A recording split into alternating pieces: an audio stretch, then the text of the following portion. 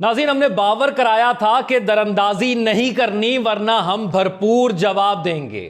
میں آج آپ کو بتاؤں گا کہ کیسے ہم نے ان کے 5 جنگی طیارے رات کو مار گرائے ہیں۔ رات کے اندھیرے میں معصوموں کو نشانہ بنایا، پاکستان کی عام عوام پر انہوں نے حملہ کیا اور معصوموں کو شہید کیا۔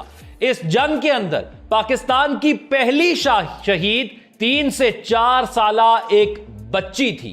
پاکستان نے جوابی کارروائی کی، متعدد ان کے برگیڈز پر نشانہ بنایا اور ان کو تباہ و برباد کر دیا، اور 5 بھارتی جنگی طیارے جن کا وہ غرور کرتے تھے ان کو فضا سے مٹی کے اندر دفن کر دیا، جس کے اندر ناظرین 3 رافیل طیارے بھی شامل ہیں، ایک Su-30 طیارہ شامل ہے اور ایک MiG-21 طیارہ شامل ہے، اور یہ وہی 3 رافیل ہیں۔ جب 2019 میں ابھینندن کا جہاز ہم نے گرایا تھا وہ MiG-21 تھا، تب نریندر مودی نے کہا تھا کہ ہمارے پاس رافیل ہوتے تو ہم پاکستان کا مقابلہ کر لیتے۔ پھر اس کے بعد انہوں نے رافیل لیے اور اس کے بعد اس میں کرپشن کی کہانی سامنے آئی تو انہوں نے رافیل لینا چھوڑ دیے اور دوبارہ رافیل خریدنے کا سلسلہ شروع کیا۔ بلین آف ڈالرز خرچ کیے صرف اس چیز کے لیے کہ پاکستان کا مقابلہ کر سکیں، لیکن پاکستان نے ان کے 3 رافیل جہاز اور ایک Su-30 جہاز اور ایک MiG-21 جہاز نیست و نابود کر دیا۔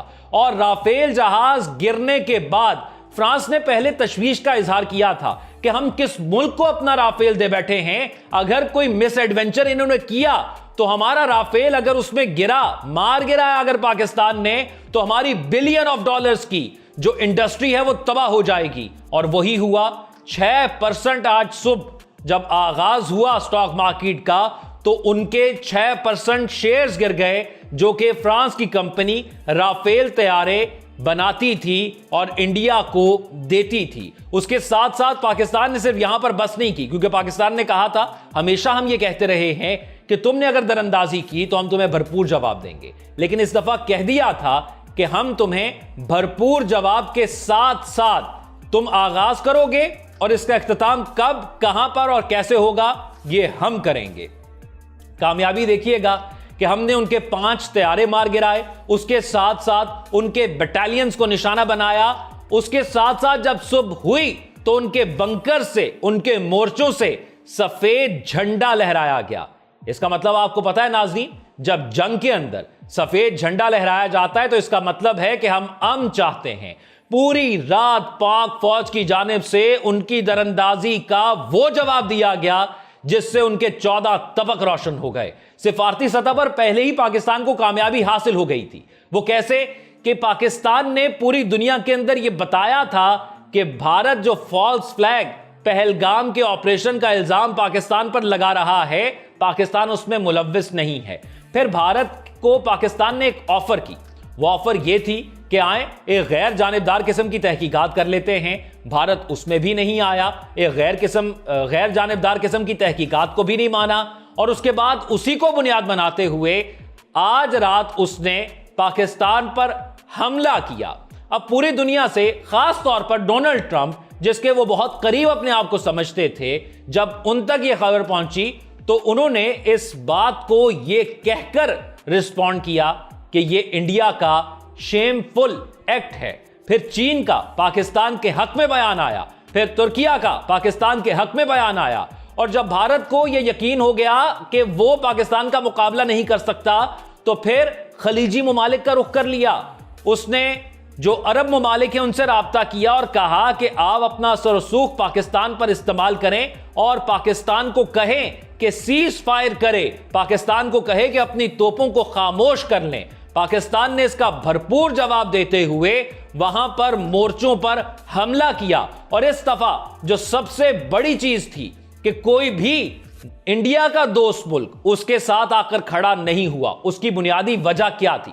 ہم تو بہت عرصے سے کہہ رہے ہیں کہ انڈیا دہشت گردی کرتا ہے، انڈیا دراندازی کرتا ہے، پاکستان کے اندر کلبھوشن کی شکل میں ایک ان کا سپائے موجود ہے جس نے پاکستان کے اندر قبول کیا کہ وہ دہشت گردی کی کارروائیوں میں ملوث ہے، لیکن اس کے بعد کیا ہوا؟ ہماری بات کو وہ اہمیت نہیں ملی کیونکہ انڈیا ان تمام ممالک کا جو ہم کے دائی بنتے ہیں ان کا اسٹریٹجک پارٹنر تھا. لیکن پھر کیا ہوا؟ پھر سکھوں کا قتل ہونا شروع ہوا کینیڈا کی سرزمین پر اور امریکہ کی سرزمین پر.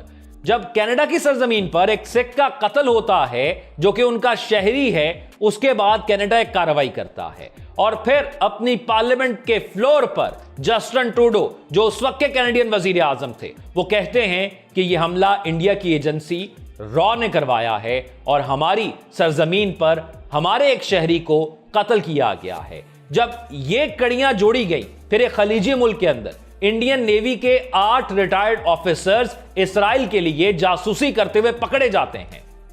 پھر امریکہ میں کارروائیاں ہوتی ہیں, پھر یو کے اندر حملے ہوتے ہیں, پھر پاکستان کے اندر ٹارگٹ کلنگ کی جاتی ہے مختلف رہنماؤں کی, سکھ رہنماؤں کی. تو اس کے بعد یہ جب کڑیاں جوڑی جاتی ہیں تو دنیا کو یہ سمجھ آتی ہے کہ انڈیا ان دہشت گردی کی کارروائیوں میں ملوث ہے. اس لیے کسی ملک نے پہلگام واقعے کے بعد انڈیا کی ڈپلومیٹک سپورٹ نہیں کی, بلکہ جس ملک سے بھی انڈیا نے رابطہ کیا کہ آپ ہماری سپورٹ کریں, آپ پاکستان کو ایک دہشت گرد ملک کہیں, اس ملک نے جواب میں یہ کہا کہ پاکستان نے تمہیں غیر جانبدار قسم کی تحقیقات کی آفر کی ہے, تم اسے قبول کیوں نہیں کرتے؟ آپ دیکھیں کہ جب اس سے قبل پلوامہ کا واقعہ ہوا اور جب ہم نے ان کا ایک طیارہ گرایا تھا, ابھینندن کو چائے پلا کر واپس بھیجا تھا, تب بھی ان مقامات پر جہاں پر انڈیا یہ دعویٰ کرتا تھا کہ اس نے پاکستان میں اٹیک کر کے لوگوں کو جو ہے وہ شہید کیا ہے, ہم انٹرنیشنل میڈیا کو وہاں پر لے کر گئے اور دکھایا کہ یہاں پر 2 درختوں کا نقصان ہوا ہے اور ایک کوا انہوں نے مارا ہے, اس کے علاوہ ایسا کچھ بھی نہیں. رات گئے D G I S P R نے پریس کانفرنس کی, پریس کانفرنس کر کے کہا کہ ہم انٹرنیشنل میڈیا کو ان مقامات پر لے کر جائیں گے جہاں پر انڈیا نے حملہ کیا ہے. پاکستان میں تقریباً 5 ایسے مقامات تھے جہاں پر انڈیا نے حملہ کیا, اور اس دفعہ انڈیا نے یہ غلطی نہیں کی کہ وہ پاکستان کی اسپیس میں آتا, بلکہ اپنی اسپیس میں رہتے ہوئے انہوں نے وہاں سے جہازوں کے ذریعے پاکستان میں اٹیک کیا. لیکن پاکستان فضائیہ کو اور پاکستان کی بری اور بحری فوج کو سلام ہے جنہوں نے بروقت کارروائی کی, جنہوں نے ان کے 5 طیارے مار گرائے. آپ سوچیں کہ ان کے 5 طیارے مار گرائے اور ہمارے ہاں ایک بھی طیارے کا نقصان نہیں ہوتا. آپ سوچیں کس قسم کے بزدل ہیں وہ لوگ, کس قسم کے نااہل ہیں وہ لوگ, کس قسم کے غیر تربیت یافتہ ہیں وہ لوگ جو کہ نقصان اٹھا بیٹھے ہیں. دوسرا یہ کہ یہ تمام تر کارروائی تب ہوئی جب وہ ہم پر اٹیک کرنے آئے تو پاکستان ایئر فورس نے اس کا بھرپور جواب دیتے ہوئے اسی وقت ان کے طیاروں کو نشانہ بنایا. اچھا, ہم نے یہ دعویٰ کیا کہ ہم نے 5 طیارے مار گرائے. پہلے تو بھارت نے دعویٰ جھٹلا دیا, پھر انٹرنیشنل میڈیا نے اس کی تصدیق کرنا شروع کر دی, یو کے کی نیوز ایجنسیز نے اس کی تصدیق کرنا شروع کر دی. تو اس کے بعد بھارت آہستہ آہستہ مان گیا اور اب تک 3 طیارے اس نے مان لیے ہیں, 2 اور بھی مان لے گا. لیکن پاکستان کے وزیر دفاع خواجہ آصف نے اس حوالے سے رات کو کہہ دیا کہ ہمارا حساب ابھی چکتا نہیں ہوا.